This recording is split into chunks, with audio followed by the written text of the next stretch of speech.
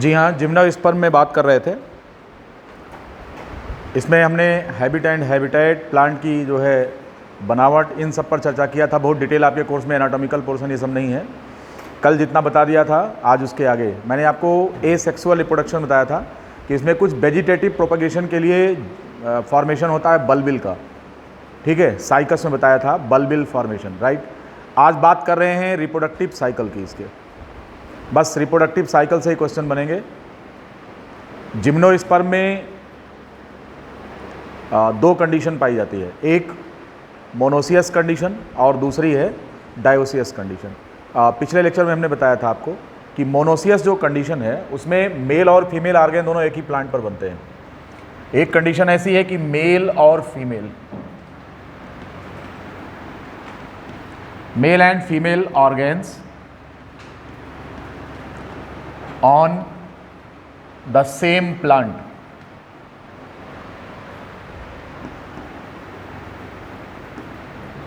अगर ये कंडीशन है कि मेल और फीमेल ऑर्गेन एक ही प्लांट पर बन रहे हैं, this condition is known as monoecious condition.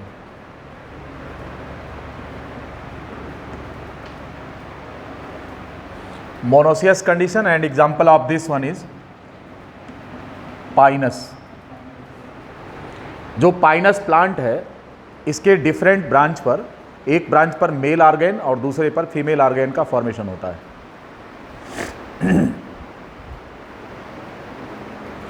इसी तरह से अगर हम बात करें दूसरी जो कंडीशन है जहां पर कि mail and female organs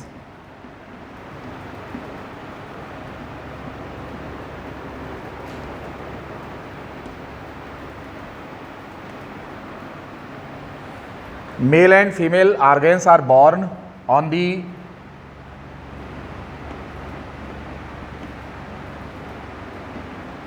different plants, अगर ये कंडीशन बन रही है it is known as dioecious condition. ये डायोसियस कंडीशन है और इसका एग्जाम्पल है साइकस, जहाँ पर कि मेल और फीमेल ये दोनों प्लांट्स अलग अलग पाए जाते हैं। तो जब मेल और फीमेल प्लांट अलग अलग पाए जाए तो इस कंडीशन को डायोसियस कहते हैं। और अगर एक ही प्लांट में मेल और फीमेल स्ट्रक्चर डेवलप हो तो हम इसे क्या बोलते हैं, it is the monoecious condition. ठीक है, इतनी बात समझ गए कि मोनोसियस प्लांट कौन है और डायोसियस कौन है। तो दो टाइप के प्लांट्स यहाँ पर बन रहे हैं। क्योंकि हम कोई स्पेसिफिक एक प्लांट की कहानी नहीं पढ़ रहे हैं इसलिए हम जनरल डिस्कशन कर रहे हैं सभी पर। अब यहाँ पर जो रिप्रोडक्टिव ऑर्गेन्स होते हैं, तो जैसे आपने टेरिडोफाइटा देखा था उसी प्रकार से यहाँ पर क्या होते हैं कि स्पोर फॉर्मेशन होता है और स्पोर फॉर्मेशन स्पोरेंजियम में होता है। और जो स्पोरेंजियम होते हैं ये स्पोरोफिल पर उगते हैं, ये बात बिल्कुल सही है, सब कुछ पहले जैसा है। और यहाँ पर भी कोन फॉर्मेशन होता है, मतलब aggregate of sporophylls known as strobilus या कोन। तो यहाँ पर हम स्ट्रोबिलस टर्म नहीं देते, यहाँ पर हम स्ट्रिक्टली कोन कहते हैं। तो मेल कोन बनता है मेल प्लांट में और फीमेल कोन बनता है फीमेल प्लांट्स में, राइट। तो वही बिल्कुल सेम पैटर्न यहाँ चलेगा लाइफ साइकिल का। तो आप नोट करेंगे इसमें sporophylls bear the sporangium, sporangia and collectively form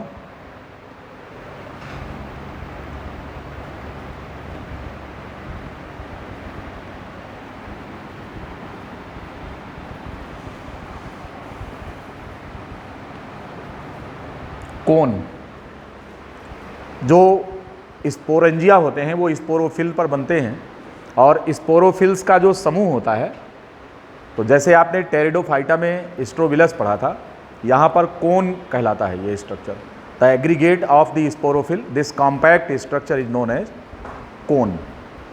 और अगर हम साइकस की बात करें तो मेल प्लांट में मेल कोन बनेगा और फीमेल प्लांट में फीमेल कोन बनेगा। लेकिन पाइनस की अगर हम बात करें तो पाइनस की मेल ब्रांच पर, क्योंकि एक ही ट्री पर दोनों स्ट्रक्चर डेवलप होता है, तो उसकी एक ब्रांच पर मेल कोन डेवलप होगा और उसी प्लांट के दूसरी ब्रांच पर फीमेल कोन का डेवलपमेंट होगा। तो इस पॉइंट को भी मेंशन करेंगे कि साइकस में क्या होगा,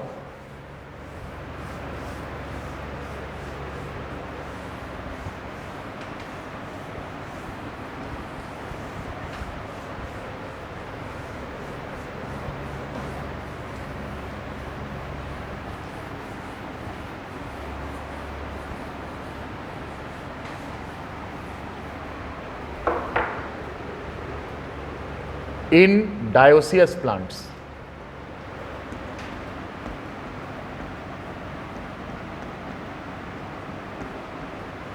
in dioecious plants the male and female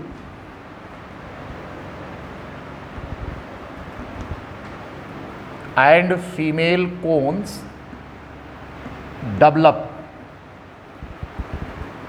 on the male and female tree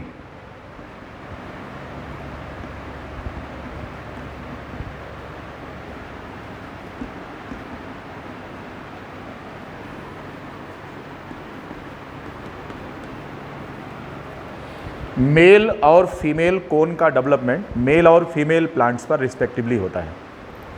यानी कि मेल कोन का डेवलपमेंट मेल प्लांट में होगा, फीमेल कोन का डेवलपमेंट फीमेल प्लांट में होगा। लेकिन जब यही बात हम मोनोसियस प्लांट्स में करते हैं, in monoecious trees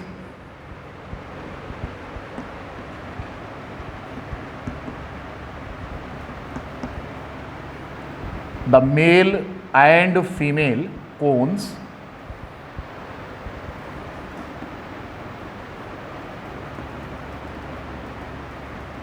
develop on the different branches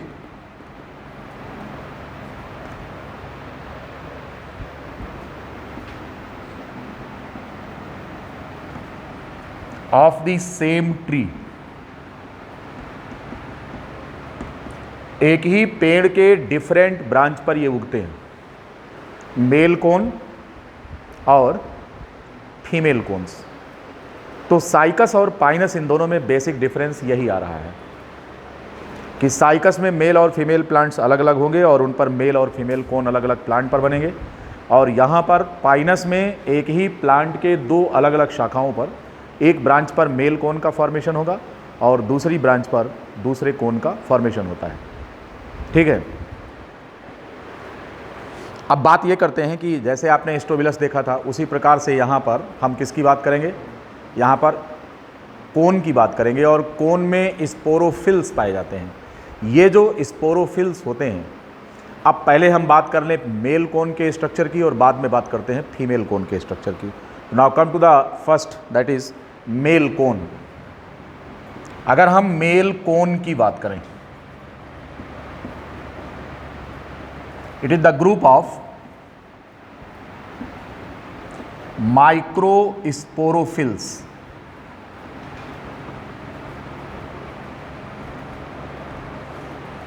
group of microsporophylls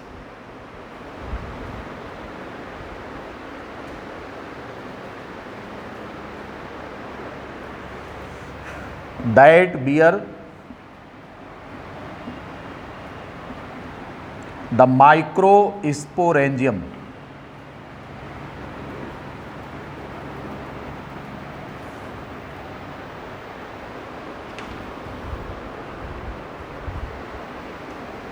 male cone में माइक्रोस्पोरोफिल्स का समूह होता है। माइक्रोस्पोरोफिल्स पर माइक्रोस्पोरेंजियम डेवलप होती है। इस माइक्रोस्पोरेंजियम में होती है माइक्रोस्पोर मदर सेल। कौन होता है? In microsporangium the microspore mother cell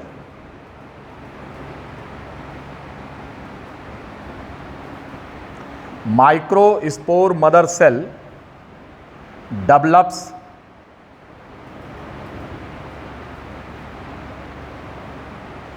the microspore by meiosis division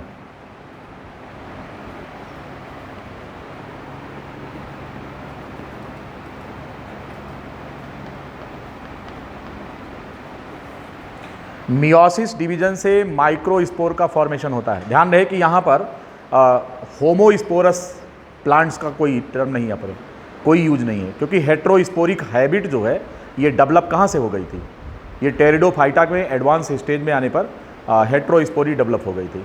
तो इसलिए जिम्नोस्पर्म प्लांट की अगर हम बात करें कि प्लांट होमोस्पोरस होता है या हेट्रोस्पोरस, तो होमोस्पोरस का यहाँ पर कोई कॉन्सेप्ट नहीं है। यहाँ पर सारे जिम्नोस्पर्मिक प्लांट्स कैसे होते हैं, हेट्रोस्पोरस होते हैं, कोई भी होमोस्पोरस नहीं होता, और इसीलिए इनमें सीड का फॉर्मेशन स्टार्ट हो गया। तो पिछले लेक्चर में भी हमने आपको बताया था कि हेट्रोस्पोरी का मतलब ये हो गया कि this develops the seed habit. क्या बनता है इसमें, इसमें सीड हैबिट डेवलप होती है, राइट। ये कहानी है इसकी, देख लिया। अब हम बात करेंगे कि जो माइक्रोस्पोर यहाँ पर डेवलप हो रहा है, इसको एक खास नाम देंगे इसे। ये जो माइक्रोस्पोर होता है ये बहुत ही हाईली रेड्यूस्ड होता है। इट इज़ रेस्ट्रिक्टेड टू 1 और 2 सेल्स, कुछ सेल्स का बना होता है, जिन्हें हम पोलन ग्रेन कहते हैं। क्या कहेंगे, तो term pollen grain was used first of all in gymnosperms. Pteridophytes में हम माइक्रोस्पोर तो कहते थे, परंतु हम उसे पोलन ग्रेन नहीं कहते थे। तो यहाँ पर माइक्रोस्पोर जो है that is equivalent to the male gametophyte. It is not male gamete, remember here the pollen grain is not the male gamete, it is male gametophyte. अक्सर आप कंफ्यूज हो जाएंगे और उत्तर लगा देंगे कि साहब ये गैमीट है, तो पोलन ग्रेन गैमीट नहीं है, पोलन ग्रेन एक क्या है, गैमेटोफाइट है। ये बात समझ में आ गई।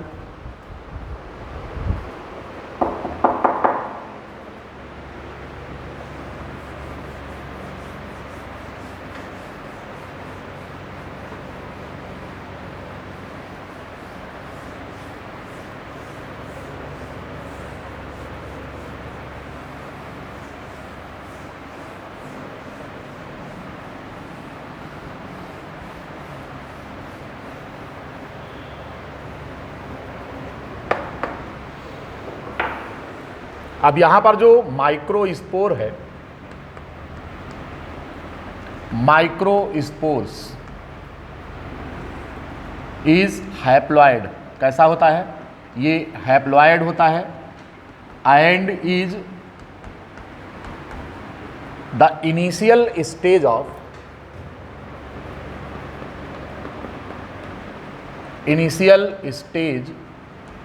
Of the gametophyte.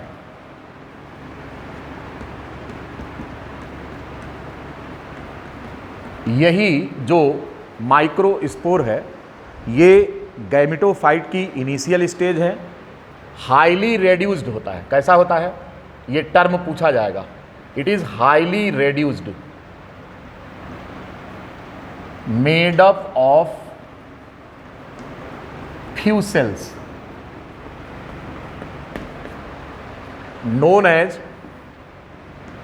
इस स्ट्रक्चर को हम नाम क्या देते हैं, पोलन। तो इस प्रकार से अगर आपसे पूछा जाए कि पोलन क्या चीज है, तो आपको बताना है कि पोलन ये मेल गैमेटोफाइट है, it is not the male gamete. याद रखना, ये बहुत इंपॉर्टेंट है, हाईलाइट कर दे रहा हूं कि pollen grains are the male gametophytes. ये क्या हैं, दीज आर मेल गैमेटोफाइट्स।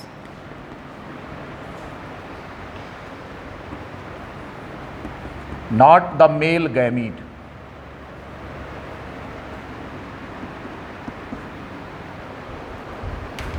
और ये कुछ कोशिकाओं का 2 से 3 सेल्स का बना हुआ होता है।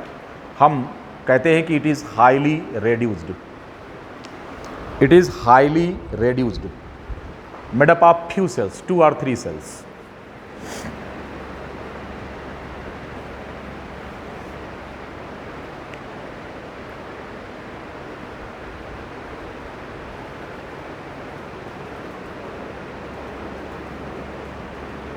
बहुत किताब ध्यान रखना, ये पानी कंडेंस करेगा भीगेगी किताब, पनिया इसका, हाँ उसका ध्यान रखना। ये हाँ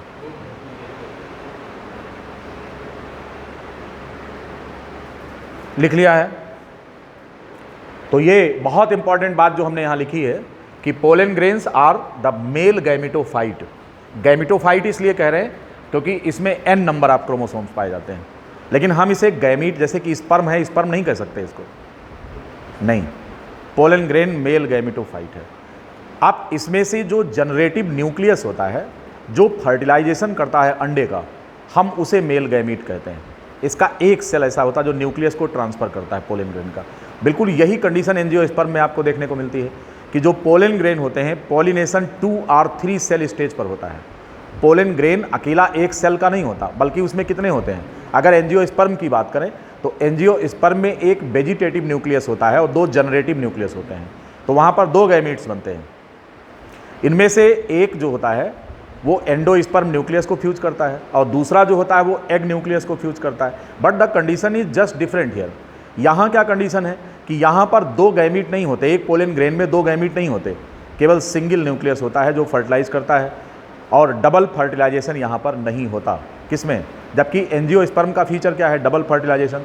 जब आप पढ़ेंगे कि डबल फर्टिलाइजेशन किसमें, एंजियोस्पर्म में, हम वहाँ बताएंगे आपको कि डबल फर्टिलाइजेशन क्या है। तो यहाँ पर केवल एक ही न्यूक्लियस एग को फर्टिलाइज करता है, इसीलिए पोलन ग्रेन 2 और 3 सेल का बना हुआ होता है, लेकिन फर्टिलाइजेशन केवल एक ही करता है, किसका? अंडे का। लेकिन पोलन ग्रेन का कॉन्सेप्ट यहाँ पर डेवलप हो गया है, राइट। अब पोलन ग्रेन से संबंधित कुछ और भी सवाल आपसे पूछे जाएंगे। जैसे पाइनस की अगर हम बात करें तो यहाँ पर विंग्ड पोलन ग्रेन बनते हैं। क्या बनते हैं? विंग्ड पोलन ग्रेन्स होते हैं। ये पूछे जाने वाले सवाल हैं जो हम आपको बता रहे हैं। पोलन ग्रेन्स इन पाइनस, ये कैसे होते हैं?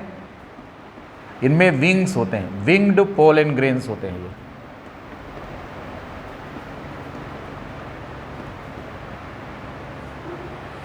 विंग्ड पोलन ग्रेन्स, ऐसे पोलन ग्रेन जिनमें पंख बनते हैं। इनका जो एग्जाइन होता है that is produced in the form of like this structure, ऐसा, इस तरह का। तो ये जो है ये विंग्ड पोलन ग्रेन होता है। ये एग्जाइन होता है, वाल जो बाहरी है, और अंदर की जो लेयर है वो इंटाइन है। तो इसका जो एग्जाइन होता है that is produced like this, ये स्ट्रक्चर बनता है इस, और इसका मकसद केवल ये होता है इस पोलन ग्रेन का कि ताकि ये पोलिनेशन में हेल्प कर सके, हवा के साथ ये उड़े, तो हवा इसको उड़ा कर ले जाती। विंग्ड पोलन ग्रेन का मतलब केवल यही होता है, just for the purpose of pollination.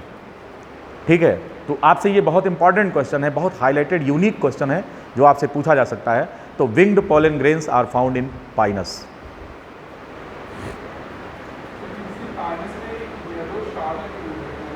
Yellow colour के ये पोलन ग्रेन्स होते हैं, और जब हवा में चलते हैं ब्रीडिंग सीजन में तो ऐसे लगता है कि सफ़ेद रंग की डस्ट उड़ रही है। उसी को कहा जाता है सल्फर सावर कहते हैं इसको। Because these pollen grains are of yellow colour, अभी हम लिखाते हैं इसे, आपने पूछ लिया अलग चीज़ है। Because of their yellow colour, जब पॉलिनेशन होता हवा में ये उड़ते हैं तो कलर कैसा दिखता है? ऐसे लगता है कि कोई जो है पीले रंग की का गुलाल उड़ा रहा है। तो इसको हम सल्फर सावर कहते हैं, क्योंकि सल्फर का कलर कैसा होता है? येलो कलर होता है। सल्फर पाउडर कैसा होता है? येलो कलर का होता है। तो जब ये पोलन ग्रेन हवा में उड़ते हैं तो ऐसे लगता है जैसे पीला पीला रंग कोई उड़ रहा है, इसे हम सल्फर सावर कहते हैं। तो आप इसको नोट कर लेंगे, because of their yellow colour during pollination. ठीक है, तो these are blown in air and appear yellow colour, और इस स्ट्रक्चर को हम क्या नाम देते हैं? सल्फर सावर बोलते हैं। बस सल्फर सावर नोट कर लीजिए कि ब्रीडिंग सीजन में क्या होता है, ये इनकी स्प्रेडिंग होती है। तो येलो कलर के पोलन ग्रेन्स होते हैं during breeding season, these blown in air, because of yellow colour the term used for these sulphur shower, इनके लिए हम यूज़ करते हैं, राइट। लिख लिया सल्फर सावर। तो चूंकि ये येलो कलर के पोलन ग्रेन्स होते हैं, ये हवा में स्प्रेड करते हैं ब्रीडिंग सीजन में, जिस समय पॉलिनेशन होता है हवा में उड़ कर ये आते हैं, तो दिखने में येलो कलर के लगते हैं और इसको हम सल्फर सावर कहते हैं। नोट कर लिया। चलिए, अब ये क्या होंगे कि पाइनस प्लांट में चूंकि एक ब्रांच पर क्या होता है? फीमेल होता है, दूसरी ब्रांच पर मेल होता है। तो पोलन ग्रेन वहीं से उड़ करके दूसरी ब्रांच पर किसको फर्टिलाइज कर देते हैं? ये फीमेल गैमेटोफाइट को फर्टिलाइज करते हैं, लेकिन हम उसकी चर्चा बाद में करेंगे, पहले फीमेल स्ट्रक्चर पढ़ लेंगे तब। मेल समझ में आ गया आपको? अब इनका कि माइक्रोस्पोरोजेनेसिस कैसे होती है और किस प्रकार बनते हैं, ये सब कभी नहीं पूछा जाएगा आपसे, ये सब सवाल नहीं आते, इसलिए हम टाइम पास नहीं करेंगे यहाँ पर। अब इससे आगे चलेंगे और बात करेंगे हम किसकी, मेल कोन की। मेल कोन के बाद फीमेल कोन की बात करेंगे। Next, come to the female cone.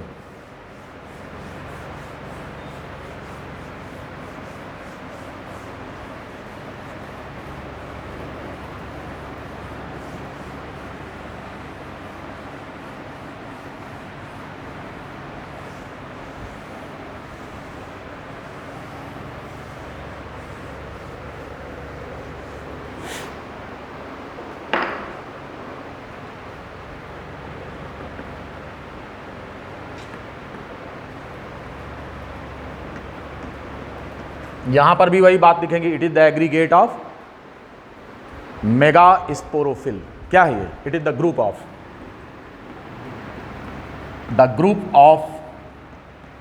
Mega, यहां पर टर्म यूज करेंगे मेगा स्पोरोफिल्स।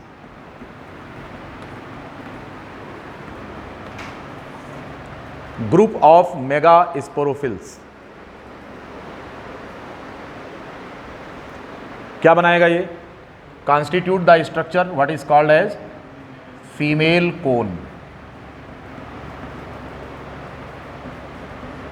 मेगा स्पोरोफिल्स का जो समूह है ये फीमेल कोन का फॉर्मेशन करता है। मेगा स्पोरोफिल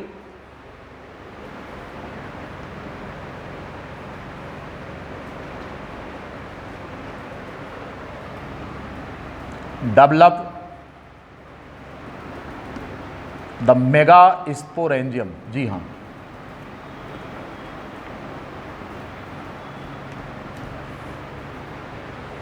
मेगा स्पोरोफिल्स पर मेगा स्पोरेंजिया डेवलप करते हैं। बस यही ध्यान देना है आपको। ये जो मेगा स्पोरेंजिया होते हैं ना, इनके लिए एक नया टर्म यहां पर हम यूज कर रहे हैं, and this term is used first time in plants kingdom. सबसे पहले ये टर्म यहाँ पर यूज़ किया गया है, and this structure is known as ovule. एक नया structure that is totally different from Bryophyta and Pteridophyta. This structure was not found in Pteridophyta and bryophytes, it is new and first time this term is used here in gymnosperms. इसे हम ovule कहते हैं। ध्यान रहे कि जिन plants में बीज का निर्माण होना है, आपको पता है ना कि जिम्नोस्पर्म किस कैटेगरी में आते हैं, फेनेरोगेम्स होते हैं, और जितने भी फेनेरोगेम्स होते हैं सब में सीड का निर्माण होता है। तो जिन प्लांट्स में सीड का निर्माण होता है उनमें ओव्यूल का फॉर्मेशन होना मस्ट है। क्या बनेगा, ओव्यूल बनेगा। किसमें, जिनमें कि सीड का निर्माण होता है।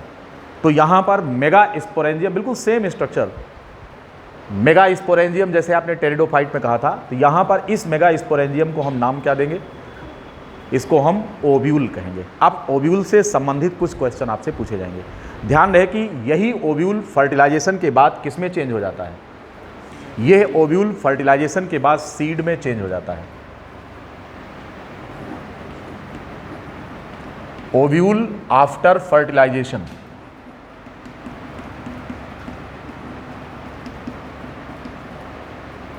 चेंजेस टू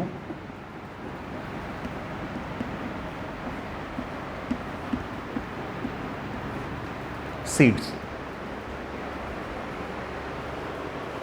फर्टिलाइजेशन के बाद ओव्यूल बीज में रूपांतरित हो जाता है, चेंज हो जाता है। अंधेरा लग रहा हो तो एक लाइट जला लीजिए। अब ऊपर सबसे किनारे वाली, हाँ इधर वाली, हाँ ठीक है।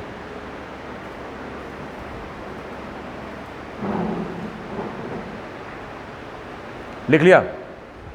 तो ये जो ओव्यूल्स यहाँ पर बन रहे हैं ये किस में चेंज हो जा रहे हैं, ओव्यूल्स सीड में कन्वर्ट हो जाते हैं। ठीक है।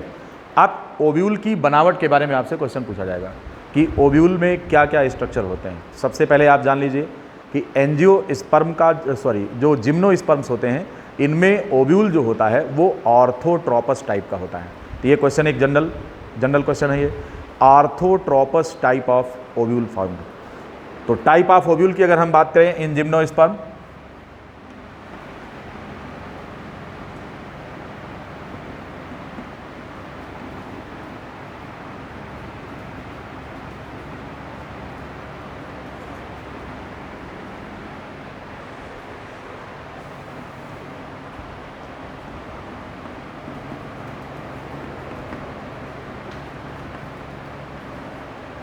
आर्थोट्रोपस टाइप ऑफ ओव्यूल फॉर्म। कई प्रकार के होते हैं, आर्थोट्रोपस होते हैं, एनाट्रोपस होते हैं, सिरसिनीट्रोपस होते हैं, कैम्पाइलोट्रोपस होते हैं, हेमीट्रोपस होते हैं, है ना। तो ये तमाम प्रकार के ओव्यूल्स एंजियोस्पर्म में हम आपको बताएंगे, लेकिन यहाँ पर केवल एक प्रकार का ओव्यूल होता है, इट इज़ आर्थोट्रोपस टाइप। अब आर्थोट्रोपस जो होता है इसमें क्या क्या होता है, बनावट अगर आप देखें, मेगास्पोरेंजियम जिसको हम ओव्यूल कह रहे हैं, इसकी बनावट हम देखते हैं। और इसके लिए एक टर्म क्या यूज होता है कि it is unitegmic. The ovule in the gymnosperms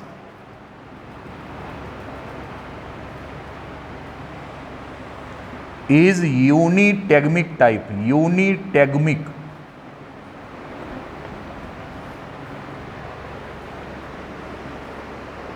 तो दो टर्म यहां पर हम ओव्यूल के लिए यूज करेंगे, एक है आर्थोट्रोपस और दूसरा टर्म हम यहां पर यूज कर रहे हैं, इट इज यूनिटेगमिक।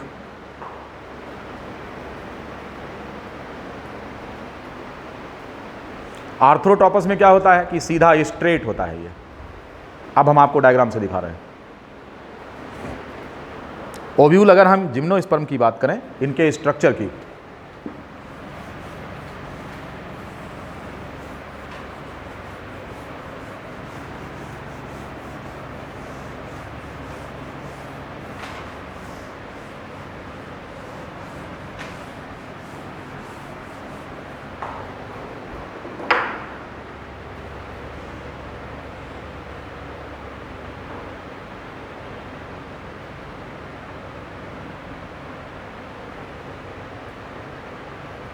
इस टाइप का स्ट्रक्चर होता है।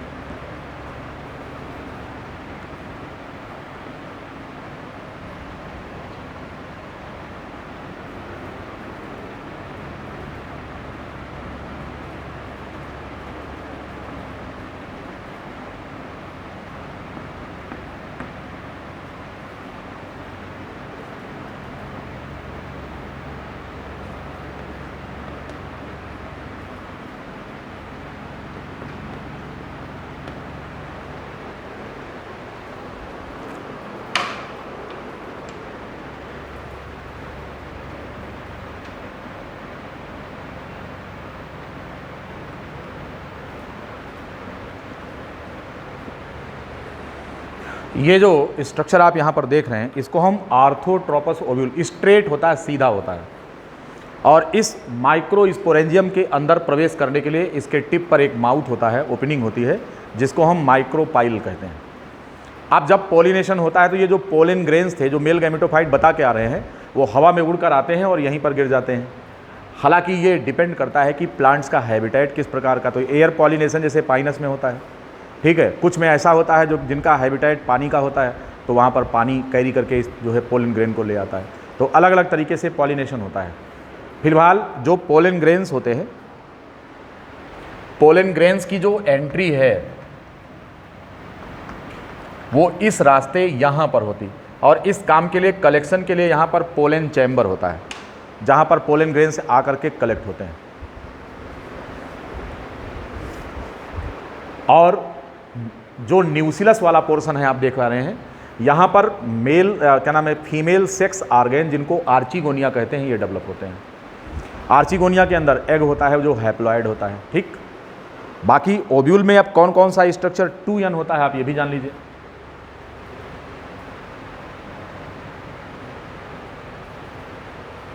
यहाँ पर अगर देखें तो ये 2n है, क्योंकि ये मेगास्पोरेंजियम का पार्ट है, ये मेगास्पोर नहीं है, तो ये 2n होगा। हाइलम 2n होगा, फ्यूनिकल 2n होगा, इंटेगुमेंट 2n होगा, सारे स्ट्रक्चर 2n से होंगे, मतलब कंप्लीट ओव्यूल 2n है। और इसके अंदर आर्चिगोनिया जो डेवलप हो रहे हैं ये भी 2n है, लेकिन इनका जो एग है वो कैसा है, ये n है। ठीक है, तो ध्यान रखिए इस चीज़ को। बस एंजियोस्पर्म की नकल करने की कोशिश किया है इन्होंने। एंजियोस्पर्म्स में वहाँ पर एम्ब्रायो सैक डेवलप होता है ओव्यूल के अंदर, ठीक है ना, क्या बनता है, एम्ब्रायो सैक। तो ऐसा स्ट्रक्चर यहाँ नहीं बन पा रहा है, यहाँ पर बस सीधा ओव्यूल है, ऑर्थोट्रोपस ओव्यूल है, और इसमें केवल एक इंटेगुमेंट होते हैं। इंटेगुमेंट का मतलब होता है आवरण। तो कबर अगर हम देखें तो यहाँ पर एक होता है, लेकिन जब हम एंजियोस्पर्म की बात करेंगे तो डबल होते हैं, एक आउटर होता है और दूसरा अंदर की तरफ इनर होता है। तो एंजियोस्पर्म में जो ओव्यूल बनता है दैट इज़ बाईटेगमिक। बाईटेगमिक का मतलब उसमें 2 इंटेगमेंट्स होते हैं, और यहाँ पर कितने हैं, एक हैं, तो इसलिए इसका नाम क्या है, यूनिटेगमिक।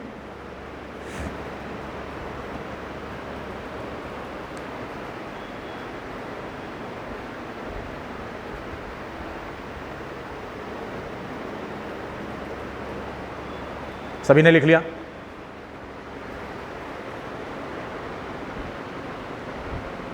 आप चर्चा करेंगे किस पर,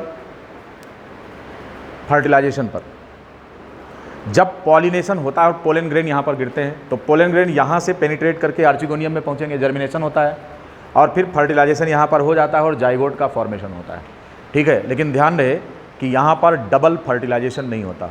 आर्चिगोनियम में 2 एग होंगे, गैमीट्स कितने होते हैं, फीमेल गैमीट 2 प्रकार के, एक का फर्टिलाइजेशन हो जाता है और दूसरे का फर्टिलाइजेशन नहीं होता है। तो एंडोस्पर्म यहाँ पर बनेगा। देखिए, अगर आप एंजियोस्पर्म की बात करो तो वहाँ पर एंडोस्पर्म बनता था, क्योंकि एम्ब्रायो यहाँ डेवलप होना है। तो एम्ब्रायो को कवर करने के लिए जो चैम्बर है, जो न्यूट्रिटिव स्ट्रक्चर होता है, जो इसको सप्लाई करता है नरिशमेंट ड्यूरिंग एम्ब्रायोनिक डेवलपमेंट, उसको हम एंडोस्पर्म कहते हैं। तो एंडोस्पर्म का फॉर्मेशन जिम्नोस्पर्म में भी होता है और एंजियोस्पर्म में भी होता है, लेकिन यहाँ पर एंडोस्पर्म जो होता है वो हैप्लॉयड होता है, जबकि एंजियोस्पर्म में कैसा होता है, ट्राइप्लॉयड होता है। वो कैसा होता है, ट्राइप्लॉयड होता है। तो यहाँ पर इस बात को आप नोट कर लेंगे, कुछ जो खास पॉइंट्स हैं उसको आपको नोट करना है।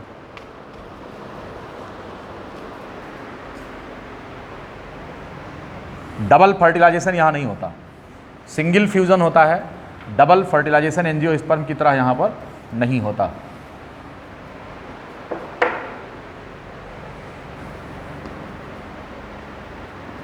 सिंगल टाइम फ्यूजन होगा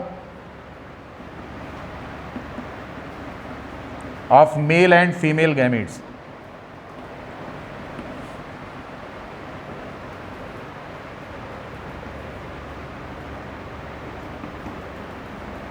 जबकि एंजियोस्पर्म में क्या होता है,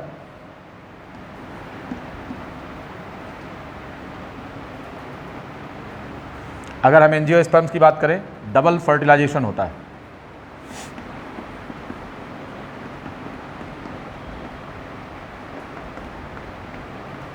अब चूंकि सिंगल फर्टिलाइजेशन यहां पर हो रहा है, इसलिए जो एंडोस्पर्म बनता है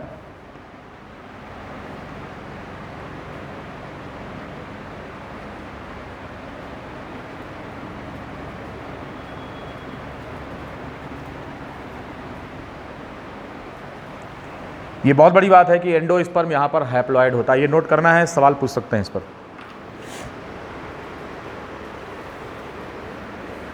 जो एंडोस्पर्म यहां पर बन रहा है इट इज हैप्लॉयड। कौन, क्या एंडोस्पर्म, क्या, हाँ एंडोस्पर्म तो बिना फर्टिलाइजेशन के हो रहा है ना, तो फर्टिलाइजेशन का वेट नहीं करेगा। फर्टिलाइजेशन एग के साथ हो रहा है ना, तो जाइगोट में यही कन्वर्ट होगा। हाँ, एंजियोस्पर्म में आफ्टर फ्यूजन होता है, ट्रिपल फ्यूजन वहाँ पर होता है, ट्रिपल फ्यूजन, ठीक है, और फर्टिलाइजेशन डबल होता है। आप ट्रिपल फ्यूजन क्यों कह रहे हैं, क्योंकि वहाँ पर 2 न्यूक्लियस तो उसी का होता है, पोलर न्यूक्लियस जो आके सेंटर पे आता है, और एक मेल गैमीट होता है, तो उसमें 3 न्यूक्लियाई फ्यूज करते हैं, इसको हम कहते हैं ट्रिपल फ्यूजन। यहाँ ट्रिपल फ्यूजन क्या, एक्को फ्यूजन नहीं होता एंडोस्पर्म बनने के लिए, इसीलिए एंडोस्पर्मिक जो न्यूक्लियस होता है दैट इज ऑलरेडी हैप्लॉयड, और वही जो है जर्मिनेट करके और मतलब प्रोलिफरेट करके क्या दे देता है, इसको एंडोस्पर्म बनाता है। तो एंडोस्पर्म प्योरली न्यूट्रिटिव स्ट्रक्चर होता है that is exhausted during the development of embryo, और वो इसको नरिशमेंट प्रोवाइड करने में यूज हो जाता है। बात को समझो, ठीक है। अब ये क्वेश्चन कि ये फर्टिलाइजेशन के पहले बनता है या बाद में बनता है, तो इंडक्शन फर्टिलाइजेशन पर ही होता है, लेकिन उसके लिए फर्टिलाइजेशन की ज़रूरत नहीं है, नहीं समझे? हाँ, इंडक्शन होता है, लेकिन इसका ये मतलब नहीं कि फर्टिलाइजेशन हो गया तो एंडोस्पर्म डेवलप हो रहा है, क्योंकि ज़रूरत जब एम्ब्रायो होगा तभी उसी के बाद, तो दोनों का पैरेलल डेवलपमेंट होता है। हाँ, क्या करें?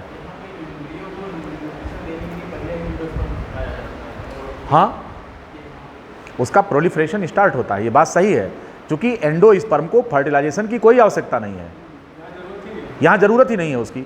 इसलिए मैंने कहा कि एंडोस्पर्म हैप्लॉयड है, फर्टिलाइजेशन के बाद इंडक्शन उसका होता है। तो ये और बात है कि जो रेट ऑफ फॉर्मेशन होता है वो फास्ट हो जाता है, क्योंकि इंडक्शन कहीं कहीं केमिकल स्टिमुलस मिलता है उसको, इसलिए ऐसा होता है। उसकी फिजियोलॉजी में जब आप जाएंगे तो आपको बताया जाएगा कि किस तरीके से वो प्रोलिफरेट करता है। हमारे यहाँ एंजियोस्पर्म में क्या हो रहा है? एंजियोस्पर्म में ट्रिपल फ्यूजन होता है और एंडोस्पर्म फॉर्मेशन तब तक स्टार्ट नहीं होगा जब तक कि फर्टिलाइजेशन नहीं हो जाएगा, क्योंकि वो ऑलरेडी ट्राइप्लॉइड न्यूक्लियस से डेवलप हो रहा है। तो एंजियोस्पर्म में जो एंडोस्पर्म होता है उसकी प्लॉइडी कितनी होती है? वो ट्राइप्लॉइड होता है, 3n लिखा जाता है, यहाँ पर n लिखा जाता है, ये हैप्लॉइड होता है, यही अंतर है दोनों में। तो इस चीज़ को आप एंजियोस्पर्म का डिफरेंस मेंटेन कर लो, यहाँ पर लिख लो कि जो एंडोस्पर्म होता है यहाँ तो हैप्लॉइड है, लेकिन एंजियोस्पर्म में कैसा होता है? In angiosperm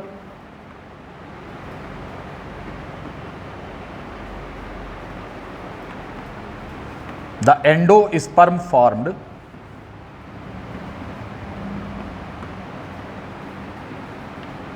after fertilization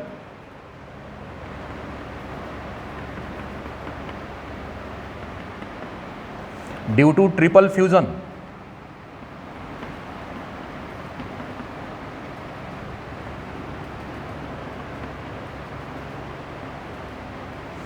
it is triploid. ये कैसा होगा? ये ट्राइप्लॉयड होता है, या इसको हम 3n लिखते हैं, ट्राइप्लॉयड और 3n किस में होता है? ये एंजियोस्पर्म में होता है, ध्यान रखेंगे इस चीज को।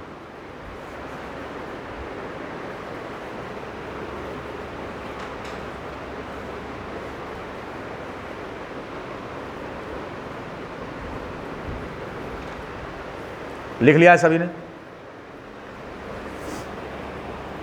This was all about the life cycle of gymnosperm. तो यहाँ पर फ्यूजन हो गया, अब जो जाइगोट बनेगा वही आगे चलकर क्या हो जाएगा?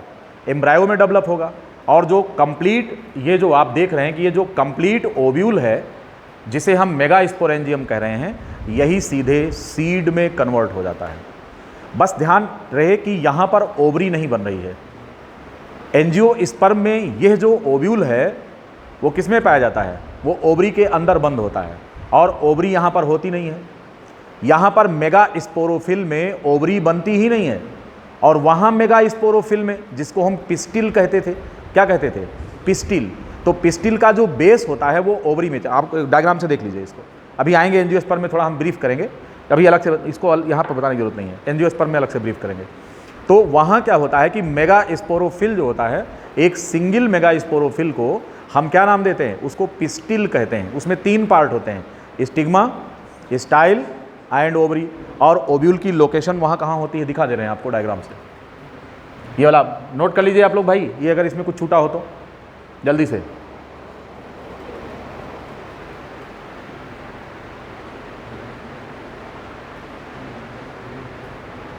अब देखिए एंजियोस्पर्म में क्या स्थिति होती है।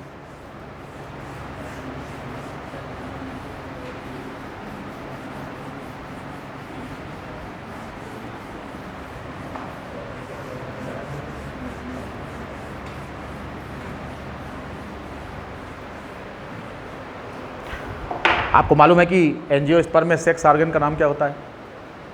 हाँ, फूल, फ्लावर, क्या कहते हैं इसको? हाँ, तो एंजियोस्पर्म की बात करें, लगे हाथ एंजियोस्पर्म देख लें, थोड़ा डिस्क्रिप्शन है इस चैप्टर में। अगर हम एंजियोस्पर्म की बात करें, हालांकि इतने छोटे में एंजियोस्पर्म का काम नहीं चलेगा, लेकिन कंपैरेटिव ग्राउंड पर कि इसमें क्या क्या चीज़ें डिफरेंसेज होते हैं वो देख लीजिए आप। एंजियोस्पर्म की बात अगर हम करें तो इसमें जो सेक्स ऑर्गन होता है वो कौन है? इसको हम बोलते हैं फ्लावर, फूल होता है। और ये जो होते हैं फ्लावर क्या होता है? मॉडिफाइड क्या होता है? शूट या होता है या लीफ होता है? फ्लावर की बात करें अगर हम, तो ये क्या होता है? Modified shoot. बात समझो, क्या होता है ये? मॉडिफाइड शूट होता है, तने से ये विकसित होता है। ठीक है,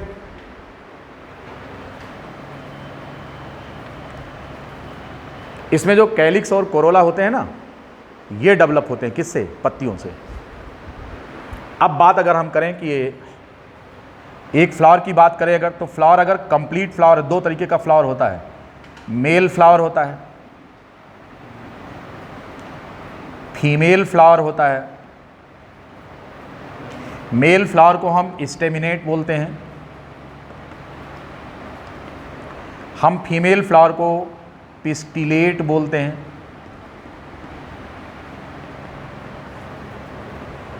it is known as pistillate. और अगर ऐसा है तो ये बाइसेक्सुअल फ्लावर है।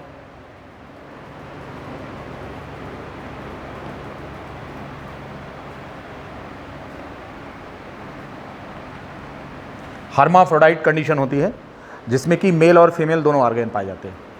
तो इस फ्लावर को हम क्या बोलते हैं? बाइसेक्सुअल। ये कंप्लीट होता है। ऊपर के दोनों क्या होते हैं? इनकम्प्लीट होते हैं। तो अगर फ्लावर्स में 4 डिफरेंट जो होल्स होते हैं, जो चक्र होते हैं, उनके बारे में भी हम आपको बताएंगे कि अगर ये चारों स्ट्रक्चर किसी फ्लावर में पाए जाते हैं तो उसको कंप्लीट फ्लावर कहते हैं। अदरवाइज फ्लावर कैसा होता है? इनकम्प्लीट होता है। अब कंप्लीट फ्लावर की अगर हम बात करें, ये वाला स्ट्रक्चर मिटा रहे हैं ऊपर वाला,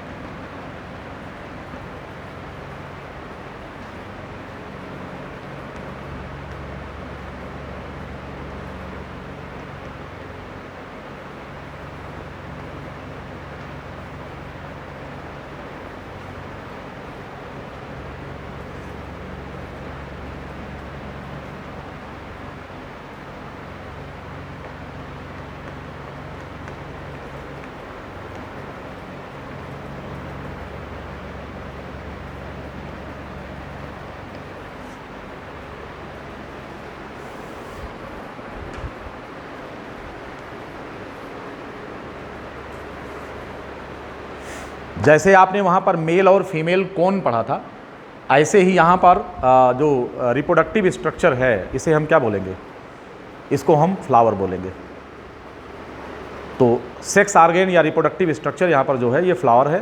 फ्लावर की 3 कंडीशन, यूनिसेक्सुअल फ्लावर में मेल फ्लावर और फीमेल फ्लावर अलग अलग होते हैं, और जो बाइसेक्सुअल कंडीशन बनती है तो उसमें मेल फीमेल एक में कॉम्पैक्ट स्ट्रक्चर होता है। कॉन्सेप्ट ऑफ स्पोरोफिल वहीं से चला आ रहा है, कहाँ से? टेरिडोफाइटा से, not from bryophyta. It started from, हाँ, स्पोरोफिल, स्पोरेंजियम और स्पोर, ये 3 का कॉन्सेप्ट टेरिडोफाइटा से एराइज करता है और ये एंजियोस्पर्म तक चला आता है। बस स्ट्रक्चर परिवर्तित होते रहते हैं। आपको ये जानना है कि इसके एनालॉगस स्ट्रक्चर यहाँ पर क्या है।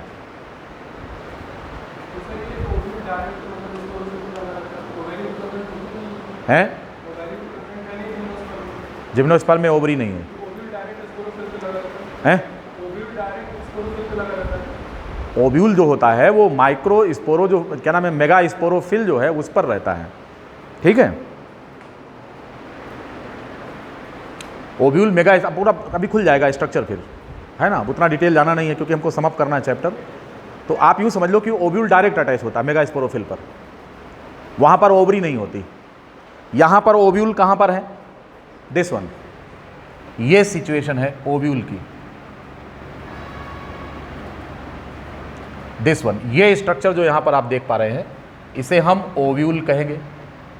अभी इसको अलग डायग्राम में दिखाते हैं हम, पिस्टिल को अलग से।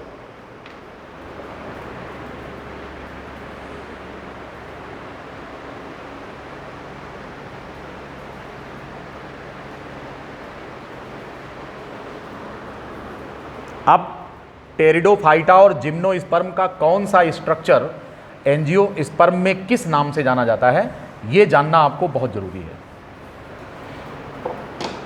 देखिए यहां पर लिखेंगे टेरिडोफाइटा, यहां पर लिखेंगे जिम्नोस्पर्म,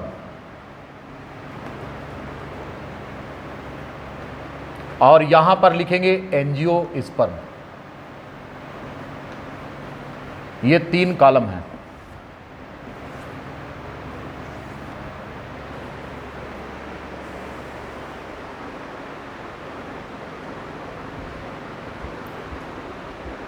अब देखिए आप क्या पढ़ा था वहां पर, स्पोरोफिल पढ़ा था, माइक्रो स्पोरोफिल, तो यहां पर हम माइक्रो स्पोरोफिल बोलेंगे।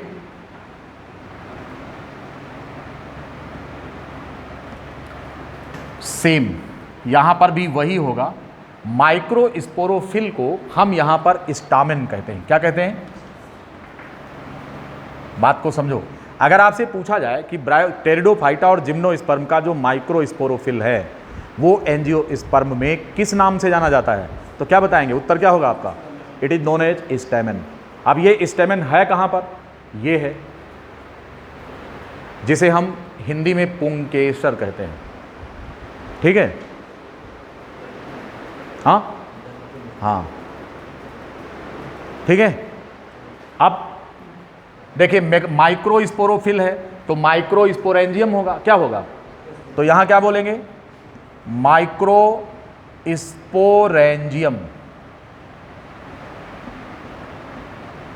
यहां पर क्या बोलेंगे, सेम। यहां पर क्या बोलेंगे, यहां पर बोलेंगे एंथर। क्या बोलेंगे,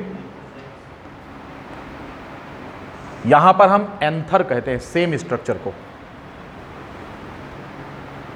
एंथर में पोलन चैम्बर होता है, क्या कहते हैं उसको, पोलन चैम्बर। एंथर में ही क्या होता है, पोलन चैम्बर होता है। अब ध्यान रहे, पोलन चैम्बर जिम्नोस्पर्म में भी यूज करते हैं, लेकिन ये वो वाला नहीं है जिसके अंदर पोलन ग्रेन बन रहा है, स्पोरेंजियम नहीं है वो एक स्पेस है जहां पर कलेक्शन होता है स्पोर का, तो उस पोलन चैम्बर को एंथर नहीं मान सकते, ध्यान रखना, नहीं कंफ्यूज हो जाओ। अब बात करेंगे माइक्रो स्पोर, क्या नाम देंगे, यहां पर क्या बोलेंगे, पोलन, यहां पर क्या बोलेंगे, पोलन बोलते हैं। चलिए अब बात करेंगे मेगा स्पोरोफिल।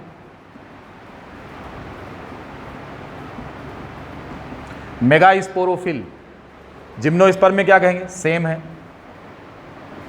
यहां पर क्या नाम देते हैं मेगा स्पोरोफिल को,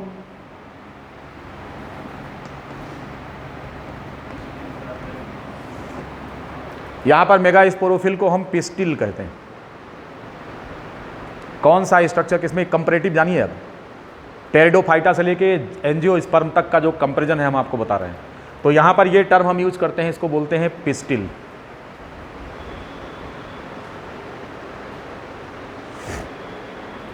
मेगा स्पोरोफिल के बाद आएगा मेगा स्पोरेंजियम।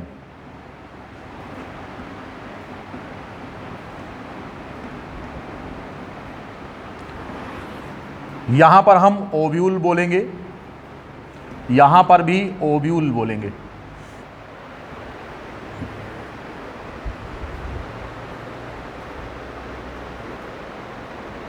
ठीक है, ये है कंपैरेटिव स्टडी दोनों का कि कौन सा स्ट्रक्चर कहां पर है। अब जो आप फ्लावर यहां पर देख रहे हैं इसमें वो सारे स्ट्रक्चर हम आपको दिखा देते हैं। पहले बना लो, लिख लो इसको।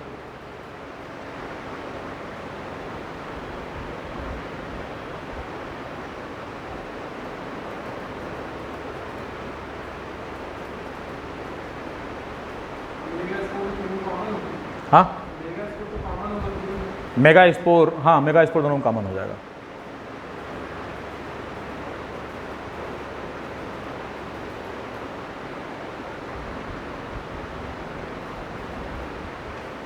किस स्ट्रक्चर को किस में क्या कहते हैं, और फंक्शन लगभग सबका एक समान है, बस नाम अलग अलग हैं इनके। जहाँ डिफरेंसेज हैं वो हम आपको बताएंगे।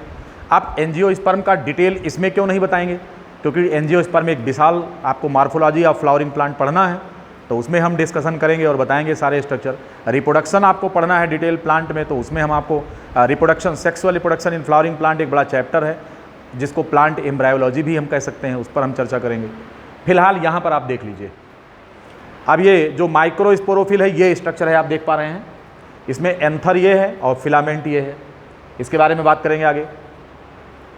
अब मेगास्पोरेंजियम की अगर हम बात करें, चलो मेगास्पोरेंजियम अब हम आपको दिखाते हैं, बाकी स्ट्रक्चर मिटा दे रहे हैं, यहाँ से इसे मिटा दे रहे हैं। अब कुछ प्लांट्स में अगर केवल यही स्ट्रक्चर पाया जाए तो ये फीमेल फ्लावर कहलाएगा, क्योंकि इसमें स्टामेन ख़त्म कर दिया हमने, और अगर हम इसे ख़त्म कर दें, खाली स्टामेन रखें, तो वो मेल फ्लावर हो जाएगा, और अगर दोनों हैं तो बाइसेक्सुअल फ्लावर। बात समझ में आई। अब ये जो यहाँ पर कैलिक्स और कोरोला होते हैं, यानी कि पेटल और सेपल होते हैं, कोरोला की यूनिट होती है पेटल और कैलिक्स की यूनिट होती है सेपल, ये स्टेराइल स्ट्रक्चर होता है। इसका रिप्रोडक्शन में डायरेक्ट कोई रोल नहीं है, ये केवल रिप्रोडक्शन में असिस्ट करते हैं, सहयोग करते हैं, लेकिन इनका डायरेक्ट कोई रोल नहीं है। ये स्ट्रक्चर स्टेराइल होता है, इसका एम्ब्रायोजेनेसिस में कोई रोल नहीं है कैलिक्स और कोरोला का। बाकी जो स्ट्रक्चर हैं, पेडिसल आप देख रहे हैं, ये फूल का डंठल होता है जिससे वो स्टेम से कनेक्ट होता है। थाइलेमस वो स्ट्रक्चर होता है जिस पर कि चारों स्ट्रक्चर्स फ्लावर के रेस्ट करते हैं। चार कौन कौन हैं? स्टैमेन, पिस्टिल, कैलिक्स और कोरोला। अगर ये चारों स्ट्रक्चर चारों चक्र में पाए जा रहे हैं तो हम फ्लावर को कंप्लीट बोलेंगे। अगर इनमें से एक भी अनुपस्थित हो गया तो इनकम्प्लीट। ये सारी बातें आप मॉर्फोलॉजी में पढ़ेंगे, राइट। अब आप देखें अगर, तो जो मेगास्पोरोफिल है वो कौन है? वो ये है। अब ये हो गया स्टिग्मा। मेगास्पोरोफिल में इस पॉइंट को हम क्या नाम देते हैं? तो this point is known as stigma, this point is known as style, and this point is known as, हम इसे ओवरी कहते हैं। इसी ओवरी के अंदर ओव्यूल बंद है, जो ओव्यूल वहाँ पर नेकेड है, किसमें? जिम्नोस्पर्म में। इसलिए बीज को क्या बोला है कि जिम्नोस्पर्म में सीड जो होता है वो नेकेड होता है, और एंजियोस्पर्म में सीड क्या होता है? It is enclosed in ovary. ये बात समझ में आ गई? क्लियर है? इतने सारे स्ट्रक्चर, और यही ओव्यूल आगे फर्टिलाइज करके सीड का रूप जो है रूप ले लेता है। तो एंजियोस्पर्म का डिटेल आपको अलग से पढ़ना है, इसलिए इस चैप्टर में हम डिस्कशन नहीं कर रहे हैं, राइट। आपके इस चैप्टर के अंत में दिया गया है कि जो रिप्रोडक्टिव साइकिल है ये कितने प्रकार की होती है। तो एक होता है हेप्लोबायोटिक, दूसरा होता है डिप्लोबायोटिक, और तीसरा होता है हेप्लोडिप्लोबायोटिक। इन तीनों का एग्जाम्पल एनसीईआरटी ने लास्ट में दिया है, तो आप वहाँ से उठाकर देख लेंगे कि किसकी लाइफ साइकिल कैसी है, ठीक है ना। जैसे हेप्लॉन्टिक लाइफ साइकिल, तो इसमें हेप्लॉयड स्टेज बहुत लंबे समय तक है, डाइप्लॉयड स्टेज थोड़े समय के लिए आती है। डिप्लॉन्टिक स्टेज में डाइप्लॉयड स्टेज ये एडवांस कंडीशन होती है, बहुत लंबे समय तक होती है। हेप्लॉयड स्टेज थोड़े समय के लिए आती है। कुछ ऐसे प्लांट्स होते हैं कि हेप्लॉयड और डाइप्लॉयड इन दोनों में क्या होता है? लगभग बराबर होता है, ठीक है। लेकिन उसमें लास्ट में कुछ एक्सेप्शनल केस लिखे गए हैं। जैसे एल्गी में हेप्लॉन्टिक कंडीशन होती है, लेकिन उसी में कुछ कंडीशंस दी गई जिसमें डिप्लॉन्टिक कंडीशन दिखाई गई है। लास्ट में देखो फ्यूकस वगैरह का एग्जांपल दिया गया होगा। तो ये जो एक्सेप्शनल केसेज हैं उन्हें आप जरूर देख लीजिए, एनसीईआरटी में लास्ट में लिस्ट किया गया है। चैप्टर के लास्ट में देखो तीनों डायग्राम दिखाया गया है, हेप्लॉन्टिक, डिप्लॉन्टिक और हेप्लोडिप्लॉन्टिक लाइफ साइकिल, कि इसमें हेप्लॉयड स्टेज कितने समय का है, डिप्लॉयड कितने समय के लिए है। दोनों अगर बराबर के लिए तो हेप्लोडिप्लॉन्टिक हो गया। तो हेप्लोडिप्लॉन्टिक का एग्जाम्पल कौन है, डिप्लॉन्टिक का एग्जाम्पल कौन है, और हेप्लॉन्टिक का कौन है। ये सारी चीज़ें दी गई हैं, हम अलग से आपको नहीं लिखा रहे हैं, तो किताब से आप नोट कर लेंगे कि किस किस प्लांट में किस कैटेगरी में क्या होता है, ठीक है। आपका ये चैप्टर प्लांट किंगडम समाप्त होता है। अब हम बात करेंगे अगले चैप्टर के बारे में। क्या पढ़ना चाहेंगे? Animal kingdom. सरसरी तौर पर फास्ट रिवीजन, क्योंकि समय आपके पास कम है, इसलिए हम एनिमल डाइवर्सिटी स्टार्ट करेंगे और फुल टास्क पढ़ाएंगे एकदम तेज़ी से, कि ताकि आपको मुश्किल से 6 लेक्चर में ये ख़त्म हो जाए। एनिमल डाइवर्सिटी, हाँ क्या चीज़?